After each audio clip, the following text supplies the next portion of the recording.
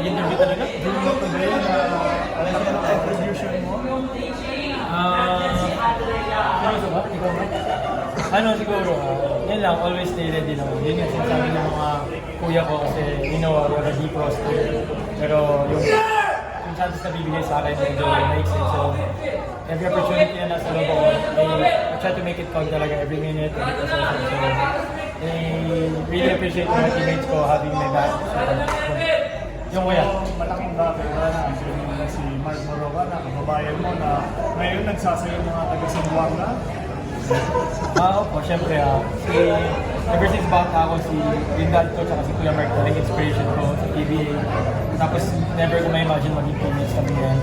Off the court kasi always kami magkausap ni Kuya Mark, nag-extra kami sabay, kahit kami dalawa lang. So siguro ngayon nag-pay off lahat yun. And so talaga magpasalamat sa Lord and I'm very proud to represent this franchise.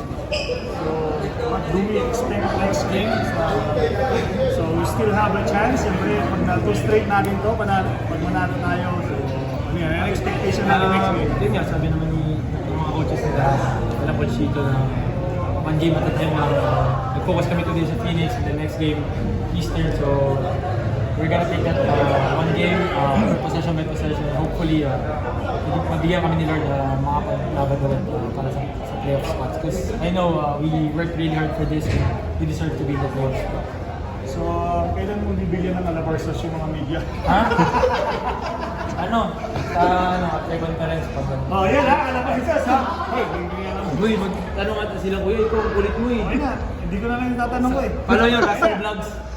Peter, gano'n ka na rin sa Isipol kasi kanina ko sa tinuturuan at may mga tinutulog kasi sa iyo. Yun nga, really, sobrang appreciate ko yung mga kuya kasi I think they know yung capabilities ko. Sabi ni Kuya Paul sa akin na just have to be ready nga, just play my game. Kasi for me, I don't have to like, di ako kinakabahan kasi you know, I really prepared for this. Nung nireserve ako ni Coach Chito, ginawa ko yung stepping stone. Practice ako mag-isa, I did extra work for myself. So I think I really deserve this game and hopefully hindi ito na last. Pero bagay ni Russell, kay Mark Maroka.